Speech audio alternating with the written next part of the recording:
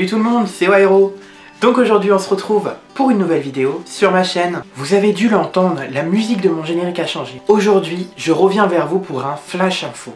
J'ai été contacté par le petit reporter de l'imaginaire, alias Renaud Maric, pour me prévenir de ce danger. Grâce à lui, j'ai en effet pu récolter quelques informations sur cette menace. Je vous présente donc la saga à ne pas manquer pour tout simplement éviter d'être enquiquiné par ces gredins de lutins.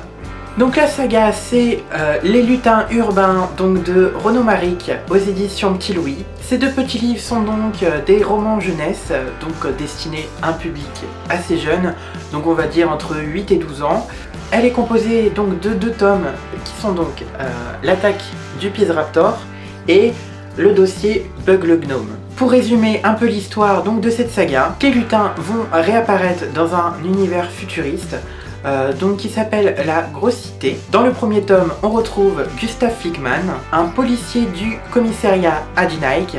Donc Adi Nike, c'est l'alliance entre Adidas et Nike, qui va enquêter sur une histoire louche. Une personne vole les livreurs pizza. Gustav se retrouve donc confronté à un monde qu'il ne connaît pas. Donc ce qui me plaît dans cette histoire, c'est que les personnages et le monde sont assez caricaturales. En ce qui concerne le monde où tout est sponsorisé, du commissariat, l'église, la place, tout est caricaturé dans l'extrême, les attitudes des gens, c'est vraiment un monde futuriste, mais un monde futuristement triste, je trouve, avec un grand manque de culture, un grand manque de...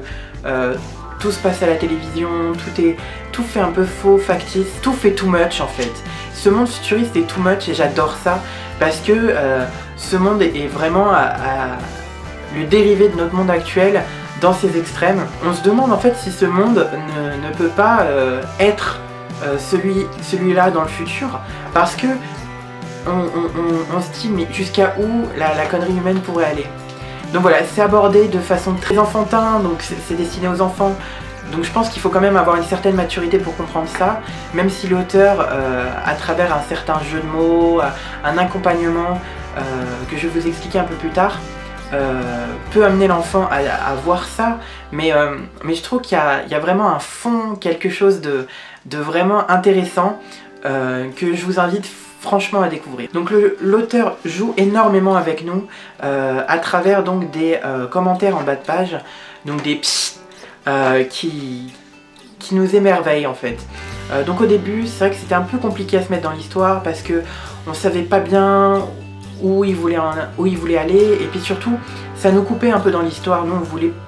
Enfin moi j'aurais préféré que ça soit plus introduit dans l'histoire, mais en fait ça n'enlève pas du tout de son charme au livre, et puis surtout ça accompagne énormément l'enfant qui est quand même le public cible à déterminer un peu tout cet univers qui est les lutins urbains. Comme vous pouvez le voir aussi, ce qui est bien sympa c'est que le livre est imagé, donc comme on peut le voir ici ou dans d'autres pages donc, du livre. Et puis je vais essayer de vous lire une remarque au tout début du roman qui va vous faire rire, vous allez voir. Donc il dit ah, cher lecteur, c'est le moment. Maintenant, tu attrapes le dictionnaire et tu assommes tout ce qui passe à ta portée. N'hésite pas à cogner fort, ils ont la tête dure.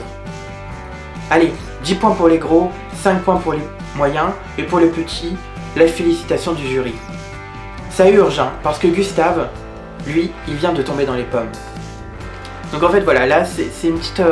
Donc je resitue un peu l'histoire. Gustave est en train de se battre avec des lutins ou des gens, je ne sais plus. Et donc résultat, l'auteur nous interpelle pour qu'on puisse aider Gustave, parce qu'il a quand même une petite relation avec Gustave qui tout au long des deux romans est vraiment intéressante et vraiment mignonne. Donc voilà, c'est tout pour les lutins urbains. J'espère que cette vidéo vous a plu.